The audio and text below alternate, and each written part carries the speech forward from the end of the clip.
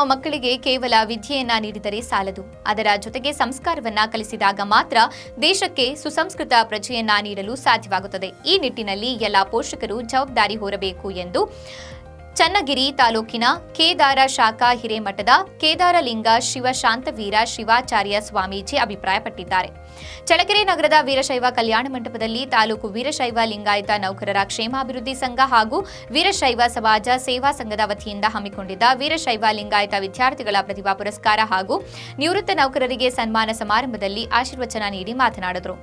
ಶಾಸಕ ಟಿ ರಘುಮೂರ್ತಿ ವಿದ್ಯಾರ್ಥಿಗಳಿಗೆ ಹಾಗೂ ನಿವೃತ್ತ ನೌಕರರಿಗೆ ಸನ್ಮಾನಿಸಿ ಮಾತನಾಡಿದರು. ಸಮಾಜದ ಬೇರೆ ಸಮಾಜದ ಮುಖಂಡರಿರ್ಬೋದು, ನೌಕರರಿರ್ಬೋದು, ಆ ಸಮಾಜದ ಸಂಘಗಳಿರ್ಬೋದು, ಎಲ್ಲ ಸೇರಿ ಬೇರೆ ಸಂದರ್ಭದಲ್ಲಿ ಪ್ರತಿಭಾ ಪುರಸ್ಕಾರ ಕಾರ್ಯಕ್ರಮ ನಡೀತಾ ಇರುತ್ತೆ. ಮತ್ತು ನಿವೃತ್ತ ನೌಕರರ ಅವರು ಕೂಡ ಸನ್ಮಾನ.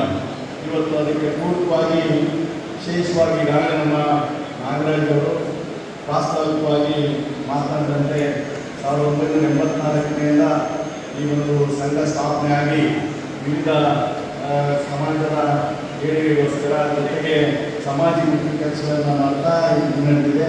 ಇವತ್ತು ಈಗ ಇದು ನಮ್ಮ ಮಕ್ಕಳಿಗೆ, ಈ ಸಮಾಜದ ಮಕ್ಕಳಿಗೆ ಪ್ರತಿಭಾ ಪುರಸ್ಕಾರವನ್ನು ಮತ್ತು ಸನ್ಮಾನ ಸಮಾರಂಭ ನಡೆದಿದೆ. ಈಗಾಗಲೇ ನೌಕರರಿಗೆ, ನಿವೃತ್ತ ನೌಕರರಿಗೆ ನಾವು ಸನ್ಮಾನ ಕೂಡ ಮಾಡಿದ್ದೇವೆ. ಬಹುಶಃ ಈ ಪ್ರತಿಭಾ ಪುರಸ್ಕಾರ ಏನಿದೆ ಇದು ಬಹಳಷ್ಟು ಒಂದು ಮುಖ್ಯವಾದ ಒಂದು ಕಾರ್ಯಕ್ರಮ ಅಂತ ಭಾವಿಸ್ತೀವಿ. ಯಾವಾಗ ನಾವು ಪ್ರತಿಭೆಗಳನ್ನು ಪುರಸ್ಕಾರ ಮಾಡ್ತೀವಿ, ಅವರಿಗೆ ಒಂದು ಮನ್ನಣೆಯನ್ನು ಕೊಡ್ತೀವಿ, ಅದು ಬೇರೆಯವರಿಗೆ ಪ್ರೇರಣೆಯಾಗಿ ಬೇರೆಯವರು ಕೂಡ ನಾನು ಕೂಡ ಸ್ಥಾನಕ್ಕೆ ಹೋಗಬೇಕು.